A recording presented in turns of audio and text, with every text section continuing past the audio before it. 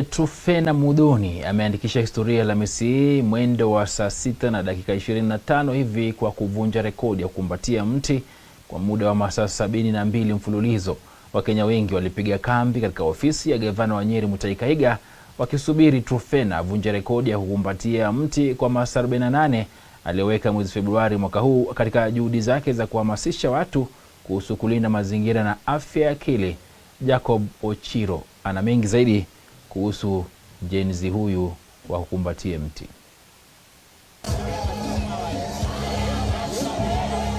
Macho yote Alhamisi yalielekezwa kwa ofisi ya gavana wa Nyeri Mutahi Kahiga, ambapo Trufena Muthoni alisubiriwa kuweka rekodi ya kuwa mtu wa kwanza kukumbatia mti kwa muda wa saa 72 mfululizo. Fujo ilishuhudiwa asubuhi baada ya watu wengi waliojitokeza kutaka kuingia katika ofisi ya gavana Kahiga kujionea historia ikiwekwa. Utulivu uliporejea, Wakenya walijumuika katika densi na nyimbo kwa nia ya kumchangamsha na kumtia nguvu kijana huyo mwenye umri wa miaka 22, Trufena, kuvunja rekodi yake.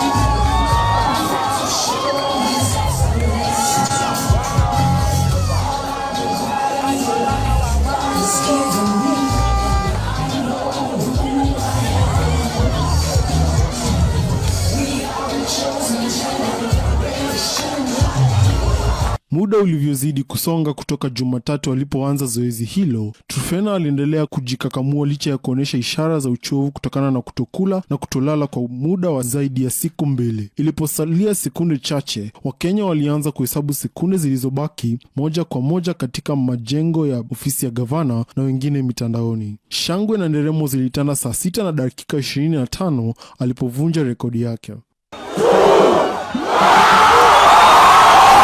Kundi la maafisa wa shirika la kitaifa la Msalaba Mwekundu lilimchukua katika ambulensi kuangalia viungo vyake vya mwili na afya yake.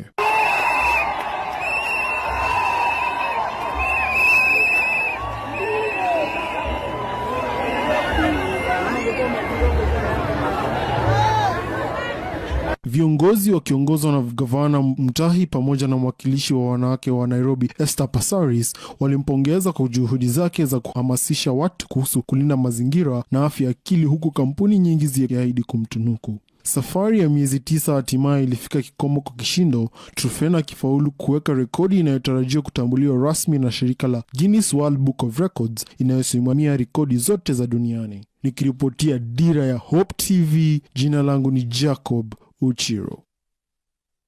Mtu achane na yale ya kukumbatia mti, ambapo basi kwa kweli ni jambo ambalo limeweza kuwashtua wengi na kuwafurahisha kwa wakati mmoja, ambapo inachukua basi juhudi tele kuweza kusimama kwa siku 3